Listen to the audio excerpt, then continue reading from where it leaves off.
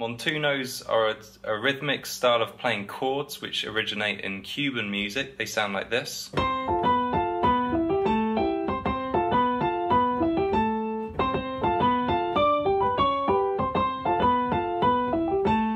And basically Montunos are a way of taking what would otherwise be fairly bland chords and giving them a lot of life and energy by rhythmically arpeggiating them.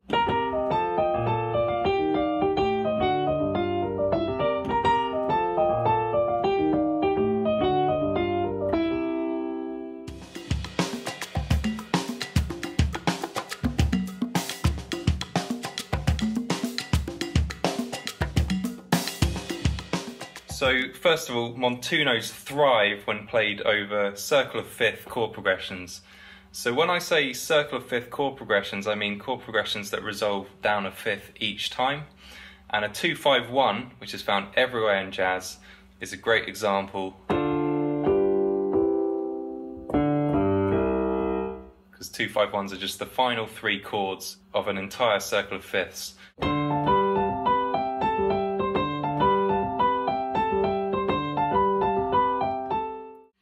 So now let me show you how a Montuno works over a 2-5-1. Let's take our example in C major. So we have a D minor 7 as the 2 chord, a G dominant 7 as the 5 chord, and a C major 7 as the 1 chord. So for the D minor 7, this is the voicing we're going to use. We're going to play the 7th in octaves. We're going to enclose it with the 3rd and the 5th. So C is the 7th of D minor, and F and A are the 3rd and the 5th. Now when we go to the G dominant 7, the 5 chord, we're just going to move the outer 2 notes in the right hand, the 2 C's, down a half step to the B. And we're going to keep the inner 2 notes the same. So whereas on the D minor, the F and the A were the 3rd and the 5th, when we play them over the G dominant 7, the F and the A become the 7th and the 9th of G. And then finally, when we resolve to the C, C major 7, this time we're going to keep the outer 2 notes, the B's, we're going to keep those the same. And instead we're going to move the inner 2 voices down to the next notes below. So that will give us the major 3rd and the 5th of the C major. So here's that pattern again.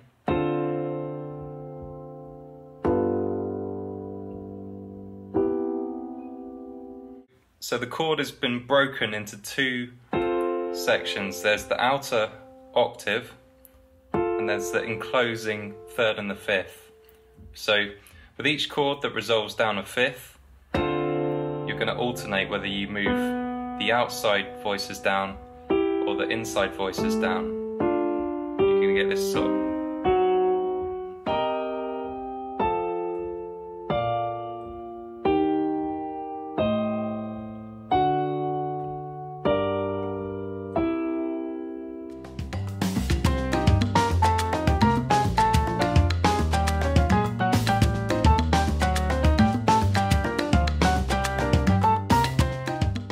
So here's how Montunos might sound when played over an entire circle of fifths.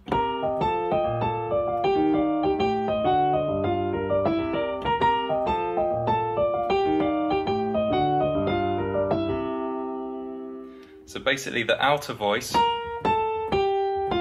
is always going to be the 7th or the 3rd of the chord. So for the C minor 7, B flat is the minor 7th. For F dominant 7, moves down to A, which is the major 3rd of F dominant 7. For B flat major 7, A is the major 7th, moves down to G, which is the major 3rd of E flat. Then we have A half diminished, we have G is the minor seventh. It moves to F sharp, which is the major third of D dominant 7.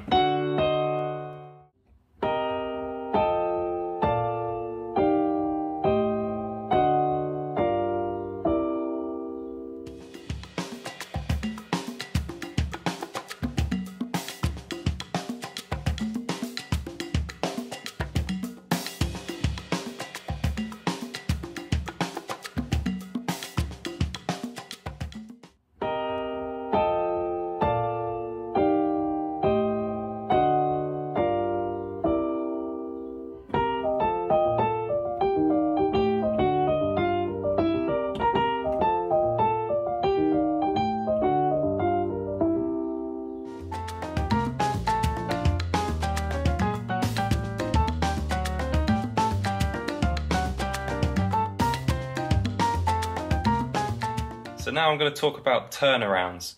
Now, anytime you're playing circle of fifth chord progressions where the chords resolve down a fifth each time, you find that your hands just keep going lower and lower and lower because of the voice leading.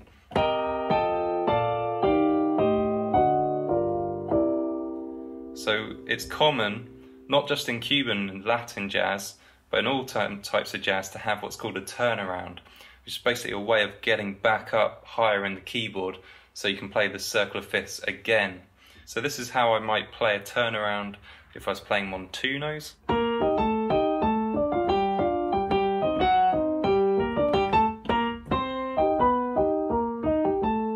So basically, I just took the octave part and just physically brought it back up to the starting point.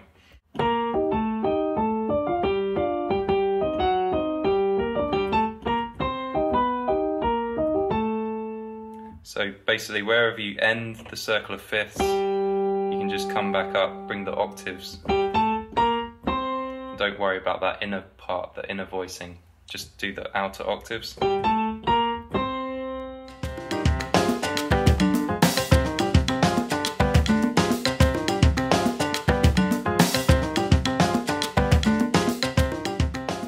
So now that I've shown you how the chords work,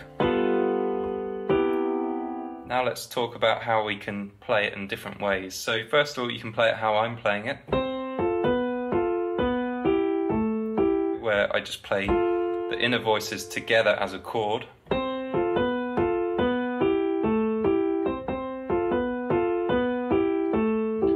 alternatively, when you want to inject a bit more rhythm, a bit more energy, you can arpeggiate those inner two notes as well.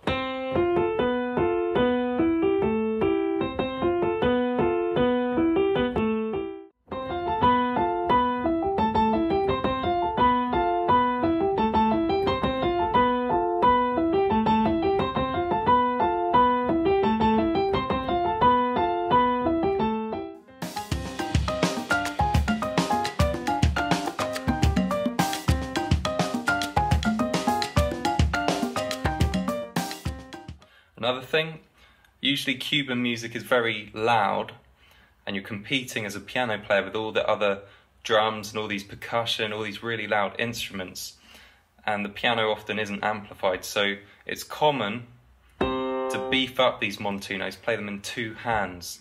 So first of all, we've already been playing the outer voice in octaves, because you can actually just play it not doubled in octaves, but it's pretty common to double it at least in octaves. But then you can actually play it in two hands. So here I've got the outer voice in 3 octaves. But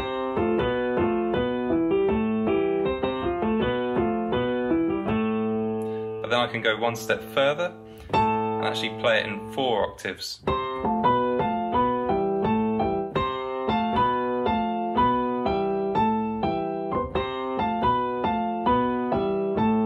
So usually I play it in 3 octaves.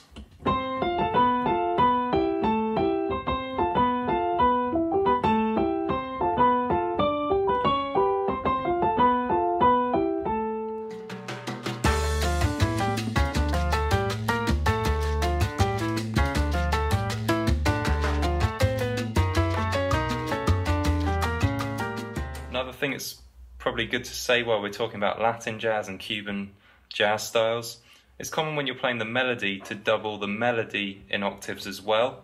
So I was telling you about how loud Cuban music is, that the piano players will play in octaves. You can apply the same technique to the melodies.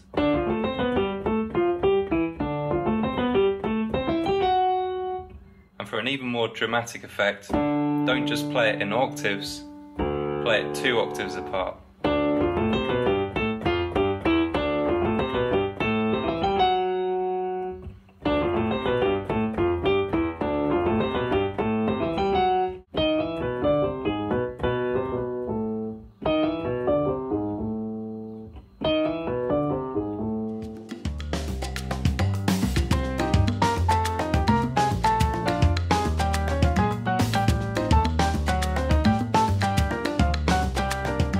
So if you're lucky enough to be playing with a Cuban rhythm section, then you won't have to worry about the bass line because the bass player will play that.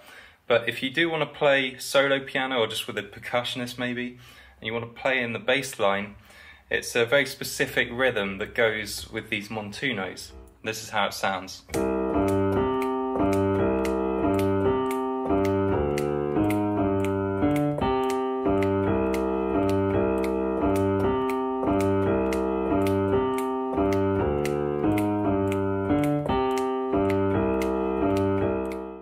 So, as you can hear, you're just arriving early every bar.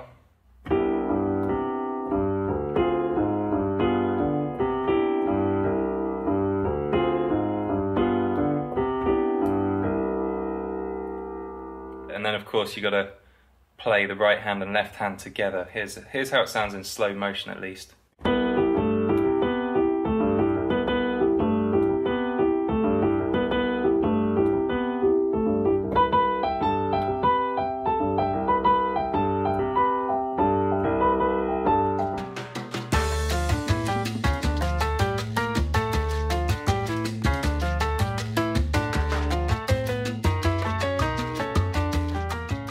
So here's how I use these techniques in one of my own compositions. I'm going to play the intro to one of my pieces in my ebook. It's called Road to Havana.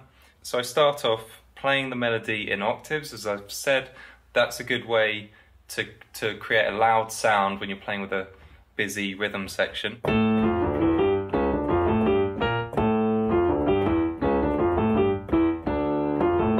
And then I go to Montunos.